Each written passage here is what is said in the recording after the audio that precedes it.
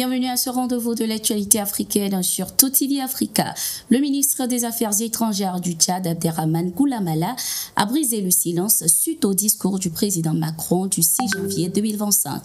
Le chef de la diplomatie tchadienne rappelle à la France le rôle des pays africains durant les 2 dernières guerres mondiales et précise que la France n'a pas contribué à la construction de l'armée tchadienne. L'armée française serait au Tchad pour ses propres intérêts.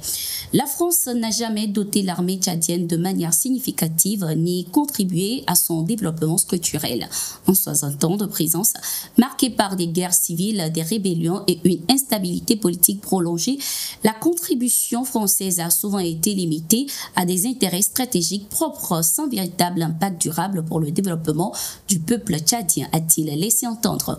Le diplomate a conclu sa sortie en invitant le président Emmanuel Macron à concentrer ses efforts sur la résolution des problèmes qui préoccupent le peuple français et à intégrer les nouvelles aspirations du continent africain dans ses approches. Le Sénégal n'a pas non plus tardé à réagir aux déclarations controversées et condescendantes du président français Emmanuel Macron.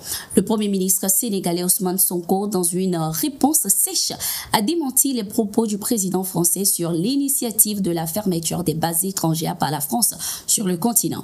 Selon Ousmane Sonko, aucune discussion ou négociation n'a eu lieu à ce jour et la décision prise par le Sénégal découle de sa seule volonté en tant que pays libre, indépendant et souverain. Il a également rebondi sur les affirmations d'Emmanuel Macron selon lesquelles les gouvernements africains doivent être reconnaissants pour la présence des bases françaises. Constatons que la France n'a ni la capacité ni la légitimité pour assurer à l'Afrique sa sécurité et sa souveraineté. Bien au contraire, elle a souvent contribué à déstabiliser certains pays africains comme la Libye avec des conséquences désastreuses notées sur la stabilité et la sécurité du Sahel.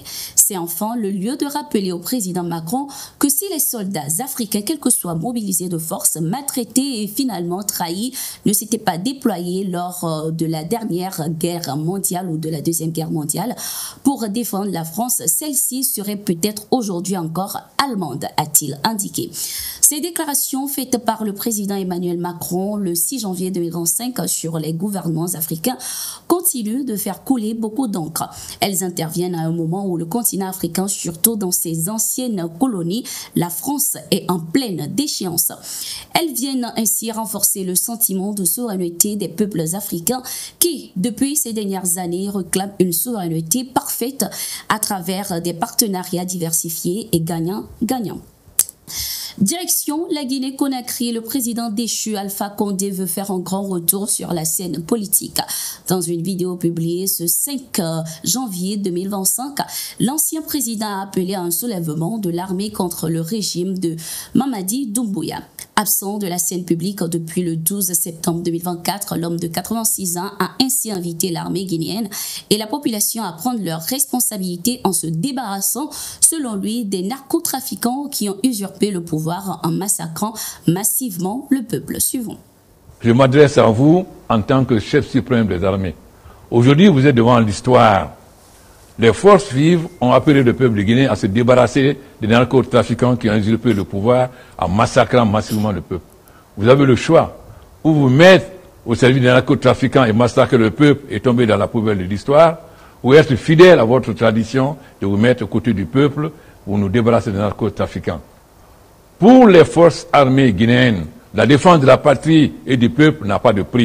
Notons qu'une manifestation de l'opposition dans le pays qui devait avoir lieu ce 6 janvier a été interdite, cristallisant ainsi les tensions déjà existantes entre l'opposition et le pouvoir. Les autorités justifient leur décision d'interdiction de cette manifestation par l'absence de demande d'autorisation préalable. Rappelons qu'Alpha Condé a été déposé par les militaires en 2021 avec à leur tête le général Mamadi Doumbouya. Plus de 3 ans après, c'est le statu quo et une crise multidimensionnelle croissante qui secoue le pays. Face aux pressions, le général Mamadi Doumbouya a, lors de son adresse du Nouvel An, promis un retour à l'ordre constitutionnel en cette année 2025, annonçant ici un référendum constitutionnel au premier trimestre et la levée des restrictions sur les activités politiques. L'investiture du président élu du Ghana est en cours ce 7 janvier 2025. Le président du Faso, le capitaine Ibrahim Traoré, a fait le déplacement pour assister à cette cérémonie d'investiture. Il est aux côtés de plusieurs de ses homologues africains. Cette visite est la première du capitaine Ibrahim Traoré au Ghana depuis son accession au pouvoir en septembre 2022. Également en marge de cet événement, le chef de l'État burkinabé rencontrera la communauté burkinabé résidant au Ghana estimée à plus de 3 millions de personnes. Il aura également des rencontres pour renforcer la coopération bilatérale entre les deux nations. Direction le Mali à présent, les forces armées ont neutralisé une trentaine de terroristes ce 6 janvier 2025. Les informations indiquent que ces terroristes infiltrés en grand nombre dans la localité de Nuoro ont attaqué certains points sensibles de la ville. Mais grâce à la détermination et la vigilance, ces attaques ont été repoussées par les forces armées maliennes.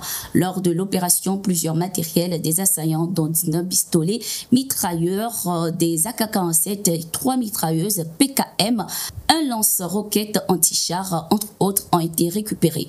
Précisons qu'au cours de cette opération, un soldat malien a perdu la vie. C'était tout pour cette édition. Merci d'être resté avec nous. Nous sommes en continu sur nos différentes plateformes et sur notre site d'information, le www.toutafrica.com.